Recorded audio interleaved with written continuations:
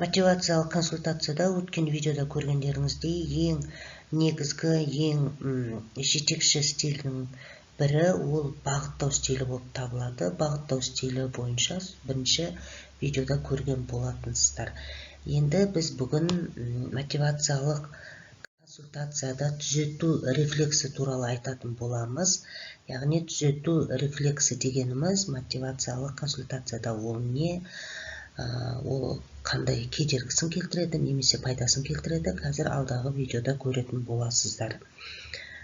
Түзету рефлексі дегеніміз ол көбінде болады ғой, жақындарымызға, әсіресе психологтар тарапынан, қандай да бір жақындарымыздың немесе клиенттеріміздің кемшілігін көрген кезде, қателіктерін көрген кезде, оған біз жақсы ниетпен дұрысталсыншы, жөнделсінші, дұрыс әрекет жасасыншы деген оймен ақыл кеңес береміз, немесе жол сілтейміз, немесе дереу оның қателігін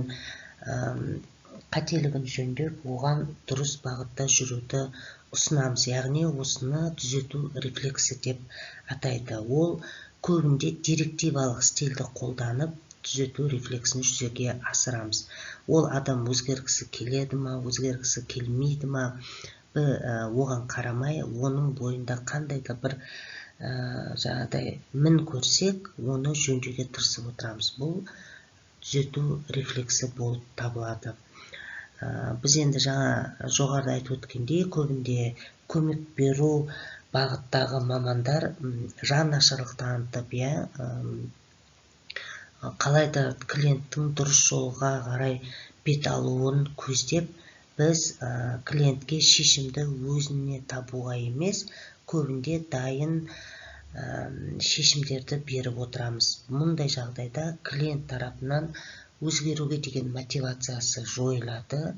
Ол өзгеріске бет алудан көрі, ол оппозиция, яғни қарсыласуға тұрады. Енді осы жерде көз алдарыңызға елестетіп көріңіз, сіз қандайда бір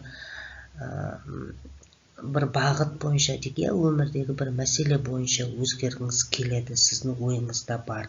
Бірақ сіздің жақыныңыз, құрбыңыз сол бағыттағы өзгеріс туралы сізге өзгеруің керек, қолға алуың керек, осылай жаса, осындай әдебиеттер бар, осындай оқып көр, осы бағытта жұмыстанғаның дұрыс деп, осындай қылып мазаны алып сізге осындай ұсыныстарды берген кезде, бірақ ол сізге жаны ашиды, сіздің өзгергеніңізді қалайды.